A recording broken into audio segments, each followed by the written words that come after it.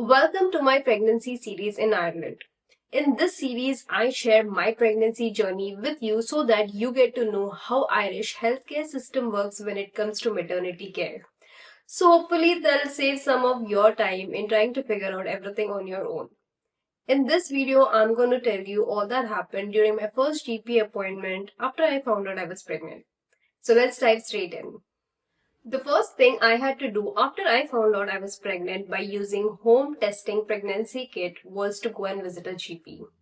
You cannot directly reach out to maternity, public or private hospital without meeting your GP first, and you'll get to know why towards the end of the video. Luckily, I had an active registration with the GP, so all I had to do was book the next available appointment. When we met our GP for the first time, the first thing he did was to raise a HSE Pregnancy Protocol, which means let the HSE know that I was pregnant. HSE stands for Health Service Executive, which is a public healthcare system here in Ireland that oversees public, private and social healthcare across the nation. When it comes to maternity care, HSE ensures that all the pregnant women receives the required care during their pregnancy, at birth and after pregnancy. This is the reason why it is so important to let the HSE know that you're pregnant, so that you get access to the right care regardless of whether it is a public, private or a semi-private care. Once you're registered with the HSE as being pregnant, you can then apply for any public or private hospitals for maternity care. Before accepting your application, the hospitals would look up at the HSE website to confirm your pregnancy registration. And if you're not found on it, then they will not accept your application. So this is the reason why it is super important to meet your GP first and ensure that they raise the HSE protocol for you. To raise the HSE protocol, GP inquired on a few things regarding my health. They checked if I had diabetes or if I had any previous recent history of anemia. GP then recorded my weight and blood pressure. He also checked if I had any habits like drinking, smoking, or doing drugs. And then he finally inquired on my history of having surgeries and also the vaccinations that I had taken during my childhood.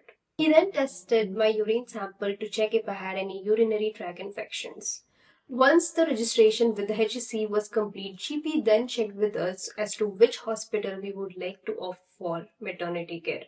Luckily, we had done some research before going to the GP, so there are options of public and private hospitals here in Ireland, and we mainly wanted to go for public hospitals. And here in Dublin, there aren't many public hospitals, there's just three, so it was quite easy for us to decide on which hospital depending on the distance from our house. And we decided to stick with Coombe Hospital, which is a public hospital here in Dublin. We also checked with the GP himself if he could suggest or if he had any recommendations on the public hospital, but he didn't have much. He basically considered all the hospitals to be equally good. So when we let him know that we wanted to go with Coombe, he then guided us as to how we could apply for this hospital.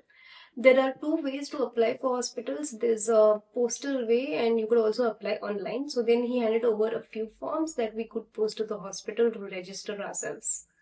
After hospital application guidance, GP then gave me a few recommendations. He mentioned it to me that if I had any habits of drinking, smoking or doing drugs, I should completely stop it. The second recommendation I got was to not take any medication without consultation. I was not allowed to take any antibiotics nor painkillers like ibuprofen without consulting the doctor. Those were the two main recommendations that I got from my GP, and for rest everything else he mentioned it to me that I could continue as normal. However, I still had a few questions of my own that I had prepared before going to the GP. I wanted to know if I could keep working out as usual. I've usually been an active person. I did weight training at home 3 times a week, and I also went on walks and runs. So I wanted to know if I could continue doing this, and for that my GP told me that I could continue doing whatever I am doing as long as I'm not introducing anything new, and if I could cut back on the intensity a little bit. But as long as my body feels comfortable and as long as I don't get too tired, I was told that I could continue doing whatever I am doing. The second thing I wanted to know was if I could continue using my skincare, hair care, and makeup products. To this, my GP did not have any specific recommendations. He mentioned it to me that I could continue using whatever I am today. I wasn't really convinced with that answer, so after coming back, I did my own research and I kind of shifted from the products that I usually use to baby products. Obviously, I could not do that for my makeup, but I just reduced using makeup overall. The one thing that I was expecting out of this GP appointment was the confirmation of my pregnancy. So I either thought the GP would do an ultrasound or take a blood sample to confirm my pregnancy through a blood test. But none of that happened before raising the HSE protocol. Upon checking the same with the GP, I was told that my pregnancy wouldn't be confirmed here and it would only get confirmed after I start my maternity care with the hospitals. It was a little surprising that I had to wait for all of that to happen to actually confirm my pregnancy, and I was also wondering how they could raise the HSE protocol without this actual confirmation, but that is how it works here. Lastly, GP checked with me if I was taking folic acid already, and because I wasn't, he then gave me a prescription to get those tablets. So that is all that happened during my first GP appointment, and it is interesting for you to know that we did not have to pay any amount for the consultation. That was quite relieving because GP consultation is quite expensive here in Ireland. In Dublin, it costs about 60 to 80 euros per consultation. And to know that you don't get charged for consultation on your maternity was a great news. I was then handed over a document which mentioned during what all weeks I need to visit my GP during my pregnancy. So as soon as we got back home, we then did a little bit more research on the public hospitals available, and finally we decided to stick with Coop. I immediately then registered with the hospital online.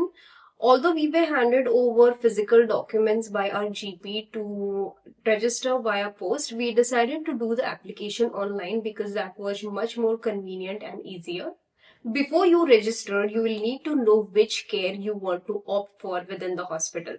So all the hospitals here in Ireland give you three types of care. One is private, other is public, and the last one is semi-private. I'll make a dedicated video explaining each of these, but we decided to go with a semi-private care in Coombe Hospital.